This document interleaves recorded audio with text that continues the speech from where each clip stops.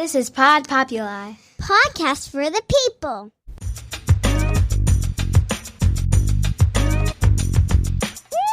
The Great Love Debate. It's the Great Love Debate. The Great Love Debate. It's the Great Love Debate. Hi again, everyone. It's Brian Howie. Welcome to The Great Love Debate, the world's #1 dating and relationship podcast since 2015. You guys have been waiting for this episode for a long, long time. We haven't done it in a while. It's time to play one of our favorite things around here, Exes and Uh-ohs. And if you guys, let me talk about why this one's going to be really good. It's because over the last year, a lot of people have been spending either way too much time communicating with their exes or thinking about their exes. And a lot of that was because of COVID, and people got bored and they were shut down and they were either reminiscing or thinking about things or whatever. So if you guys don't remember what Exes and Uh-ohs is, it's where we ask you guys to send us in emails. Some of you send them via Facebook or whatever, that if you had one more thing to say, one more conversation to have with your ex in search of the elusive closure, this would be the thing you wanted to say. And you guys sent us some crazy fucking shit. Like the stuff that you guys are thinking about in terms of your exes, the stuff that you guys hold on to, the stuff that you want to know is really nuts. So I sifted through a bunch of them, but I always have to have a pro to do this. The reason we don't do this more often is because I don't have a worthy co-host all the time in the house to handle it. But fortunately, I have somebody who I have some access to before she flees to California. We're taping this in Arizona, but she's one of the only people leaving Arizona for California. Everybody else from California is moving here. She's a comedian. She's a bon vivant. She's known as Jilly Pie, back by popular demand. Jill Kimmel. I am known as Jilly Pie. Thanks for letting everybody know. Yeah, hi guys. She was back. Probably like 5 or 6 episodes ago, and people are like, you need to have her back on. And I'm like, I don't want to have her back on to talk about her personal life. So nice. I like need to have her like back on to talk about your personal life. So this is so much better. Like this, I won't end up in tears. I might, depending on how deep I get into character, I might end up in tears here. We'll see. So do you understand the rules here? You understand how this works? I do, but maybe should you explain it for those who don't? So I'm going to, so I have 3 that we chose that were from the guys, and you have 3 that we chose that are from the girls. You are going to read those to me as if you were this troubled ex-girlfriend. I'm going to answer them as if I were their boyfriend, and vice versa. Right. And you can take whatever tone you want with them. I don't care. You can say, "You were an idiot, fuck off." I don't care how you handle this. I don't know how much you get caught up in character, and if something triggers you inside, have at it. So I do get caught up in character. So I feel like I'm going to just kind of do this, like one of those mediums or somebody would just kind of open your brain to the vibe. And I'm going to, like, when you read Feel this their pain. real letter from real people Yes. to me, I'm going to try to, like, get into why I really think that the girlfriend may have done this, whatever the question is. Right. Okay? And some of you sent in like 3 pages. Some of you were like, this is not therapy. Some of you wrote like 3,000 like, words on it. "Dear sir I'm like, or madam." Right. So if this is the last thing you wanted to say to your ex and it was like 3,000 words, you might want to get an editor because they don't want to hear it. And it's not going to help that's why they're you. your ex. Yeah, I know. They really are like, oh my God, this is so, get to the point. Your ex has a date, so they need to get on with it. Oh, so. you're cruel. Your You go haters right moved for on. We'll the see. jugular. So would you rather serve or receive? I will receive. You will receive. Name that tune. Okay, there we go. This one is from Jonathan from Duluth, Georgia. And let me spell Jonathan out for you. Spell it, because I have a brother named Jonathan. So How does he spell it? The right way. Okay, JOHNATTHON. Okay, There's like so 3 I errors think in there. I'm going to just tell you she broke up with you. What a pain in the ass. Like, why wouldn't you change that? It's Jonathan. so It's a lot of difficult. non-traditional spelling. And I checked it because I was like, oh, maybe it's a typo. But no, it was the email address on it. JOHNATTHON. You went wrong like 3 different ways, or your parents did. You know what, though? Maybe since it's his email, did he write his name like that at the bottom? Or is this like the whatever Jonathan at something? No, it was a Jonathan dot. like something with his last name. You know who you are. Let me Jonathan. let me just see how it You wanna spells. Like see- I you need to wanna look see at it? it. John at Thon. Maybe it's like a running joke. You know how some people are like, Let's raise money at the Jonathan. yeah, well, my Yeah. little brother always says it's THAN. It's Jonathan. Yeah. I'm not a race. It's not Jonathan. But Oh. it's JONATHAN. That is the right way. Yes, I know. That's the right way. And people who do that, I've brought this up on the podcast before. If you spell your name, I'm not going to say incorrectly, but non-traditionally, you have to give people a break if they fuck it up. Sorry. Yes, If of you're course. Brittany with like A silent or Q. Stephanie with an F and a PH, Right. you're going to have to It's- cut some people yeah. some slack. And also cut the shit. while Okay. you're at it. So this is Jonathan from Duluth, Georgia. You said I made you understand what a healthy relationship could feel like, that you were tired of dating assholes and narcissists, and I was the first guy who ever made you feel special.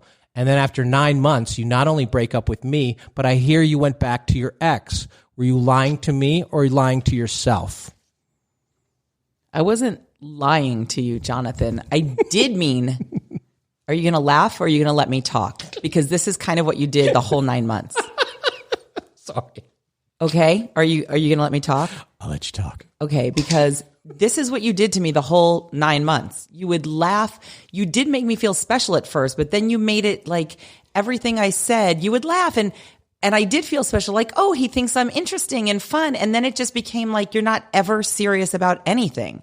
And I felt like you weren't serious about me either. You just laugh everything off and, oh, this is fun. And at first, yeah, it seems like light and exciting, but then, you know, you get a few months in, 6, 7, and you start to realize I miss like the real life, the reality. I miss someone having an argument with me because they don't think I'm right about something. And you just agreed with me about everything. And I don't need a yes man in my life. I need a real man. And I'm sorry that I went back to the ex, but really being with you made me see that maybe some of the stuff I was doing in my ex relationship was what was wrong. And I did grow from being with you. I did learn things. But also what I learned was that I really missed my ex. And I don't want to tell you this like this way, but I'm just we're going to be getting married in a few months. See, there you go. There you go. See? Oh, that took a Goodbye, worse turn. Jonathan. That was very, very good. Oh, that felt good. A couple things here. Okay, go on. So now we're out of character, I think. Yeah. What a lot of people do. So Jonathan, she broke up with you. It has nothing to do with them. So it wasn't like you or them. She didn't want to be with you or anyone over anyone at that point. And a lot of times when people are like, I think it makes the guy lazy when the girl says something like, oh my God, everybody else was such an asshole and you're so wonderful. It makes the guy sort of Cocky. take his foot off the gas a little bit. Like, at least I'm better than those guys. She's like, the bar was so low that they don't have to really try to be way better. And, you know, he might have slipped back into that. I don't know, you know? You know, you never know. Like, I actually think maybe the ex saw her happy, saw her like thriving and flourishing, and maybe he saw the error of his ways. Could be. And like changed and came back and apologized. And that's all she really wanted. She didn't want Jonathan, nice guy. She wanted her ex to be a nice guy to her. Right. Yes, I understand that. Another podcast we produce around here is called, what's it called? It's on the wall. Flirt with Tony Blake. She looked that one up because she just did an episode about narcissism. And a lot of times every girl's like, oh my God, my ex-boyfriend was a narcissist. It's a lazy code word that everybody uses. And she took a deep dive on it and it was really good if you want to look into that. But a lot of times, people badmouth their exes as an indirect way to make you feel, it's almost like I'm complimenting you by picking on them. And maybe when they get some distance from that, those people really weren't so bad. I don't know. Yeah, or it's a way to bring up what you want in a relationship without so much just going, this is what I want in a relationship. I'm not telling you what I need or what I want. I mean, I'm just saying that my ex was this way. And it's an easy way to not just come out and say, this is what I want. I was actually even talking to somebody and like, he always makes jokes about different things. And like, I was on my way over here actually today and he sent me a picture of himself driving in the car. And I was like, oh, and I took a picture of myself. I said, same. And he like zoomed in on this one little gray hair that I had and like sent it back to me. And I was like, and then he's like, your eyes are beautiful. And I go, you know what? I was like, we haven't even met. We're just like talking. Like, is insults like the way you go? Because, and in the past I would have just been like, Negging. oh my God. Negging is a strategy. And I thought, I'm not doing that. I'm not allowing that to happen to me. I'm not going to take that. And I said something. I spoke up for myself for once. Maybe in the past, I may have just shimmied something in like, oh yeah, my ex was always criticizing. Now I'm going to go, I don't like that you're criticizing. Yeah. Yeah. And as we ask on all these, what do you want to hear here, Jonathan? Do you expect something like, oh my God, you're right. I forgot that I said that. Right. Come on over. Yeah. I mean, like, what are you hoping for the answer? And the problem is that people can say things to you and mean it, and then even the next day change their minds. That's the bullshit part about love. I know, because you could be in what you think is the most amazing relationship ever and everything. And then one day they just change their mind. Yeah. Or, it doesn't necessarily mean they were lying. Or life changes and stresses happen and you have kids and jobs and things and that's things. The risk everybody take. Says, till death do us part, happily ever after, and then things happen. So you're dealing with 3 moving targets here. Whatever happened with her exes, did they get better or worse? Sure. She got different. You were different. And so, Jonathan, you're writing here. I don't know what you're hoping for here. I think we're on her side. I'm not necessarily. I don't feel any pity for him. I do feel pity for him because I do understand feeling like you told me this was everything you wanted. Yeah. And then all of a sudden they go back to what they said they didn't want. That sounds like either she's got a problem that she likes being treated like trash, or maybe this other guy stepped up and she really did still just love him. That's what it sounds like to me. And to defend you, crazy spell, Jonathan. Maybe she just didn't appreciate you and she had stuff to work on and she wasn't ready for a good guy like you. So I'm going to flip that on that. Maybe you're right. Eventually she's just like, I don't feel worthy of you. You are too good for me. Or sometimes it's just boring. When someone is so nice, sometimes it is. Some people need that spice. Some people they need that little edge of like whatever. I know. Some people need we need to fight to feel alive because fighting is an emotion, and I'm not against Jonathan at all. Yeah. I do feel like I feel bad for him because it sucks to feel like you said this is what you wanted. Yeah, and I gave you everything. It's like when you go out to eat and you're like, "Do you want anything?" And they're like, "No," and then you come home with your food and they're like snacking on yours. You're like, "No, you said you didn't want anything. I know. Leave my fries alone." Yeah. Sorry, Jonathan. Jonathan. This is it's not going to work out because even if she called you back and said, "Oh, you're right," you can't trust it. Yeah, you got to can't move trust forward. her. Yeah. You can't. All right. Good. Next one. Are you? Okay. So my turn. Yeah. You are who?